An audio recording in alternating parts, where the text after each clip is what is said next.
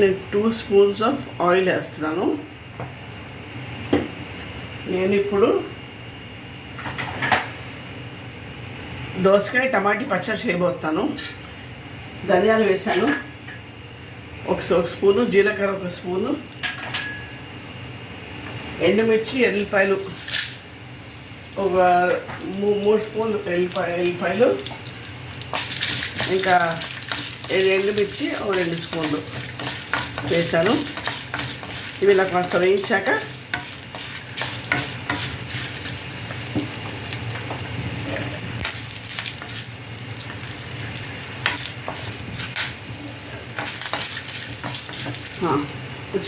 ఇప్పుడు టమాటా వేయాలి. నేను 2 పెద్ద టమాటాలు తీసుకున్నాను. 2 పెద్ద టమాటీలు, చిన్న ఆనపకాయ తీసుకున్నాను. దోసకాయ పది, దోసకాయ టమాటా పచ్చడి అన్నమాట ఇది. ఇలా కొంచెం వేగాక దీనిలో కొంచెం పసుపు, ఒక స్పూన్ పసుపు, ఒక స్పూన్ ఉప్పు వేస్తున్నాను.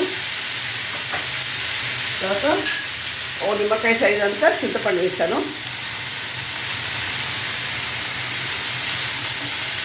ఇవన్నీ కాస్త సిమ్లో పెట్టి మగ్గనివ్వాలన్నమాట. కొంచెం కలిపి ఇలా పెట్టి ఇలా మూత పెట్టేస్తే కొంచెం సిమ్లో అవుతూ ఉంటుంది అది. ఇప్పుడు మూత తీసి చూస్తున్నాను, ఇది సగం మగ్గినట్టే. ఇంకా దీనిలో కొంచెం కరివేపాకు వేయాలి. వేసి మళ్ళీ కొంచెంసేపు అలా సిమ్లో పెడుతూ అలా వేయిస్తూ ఉండాలి.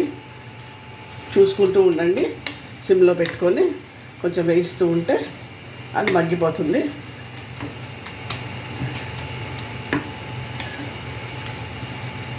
అలా కలుపుతూ ఉండాలన్నమాట మనం. ఇలా కాస్త కలిపేసి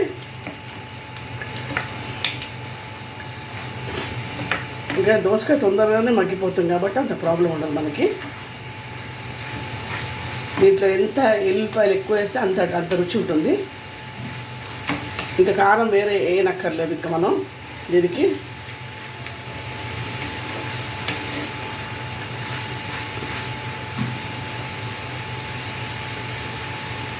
ఇంకాస్త కొంచెం మగ్గినట్టు చేసి ఇంకా తీసేయడమే.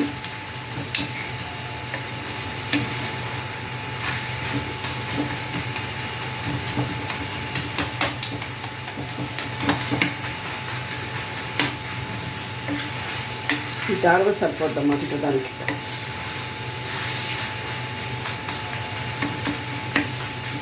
అన్నంలో కాస్త నెయ్యి వేసుకొని తింటే చాలా రుచిగా ఉంటుంది ఇది.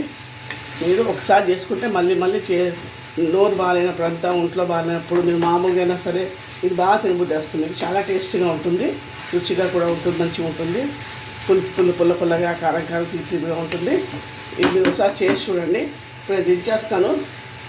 దించేసి చల్లారి పెట్టి అప్పుడు గ్రైండ్ చేస్తాను, మళ్ళీ చూపిస్తాను మీకు.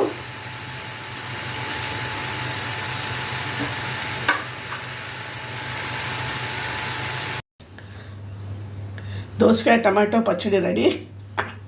Please like, share and subscribe my channel. Thank you.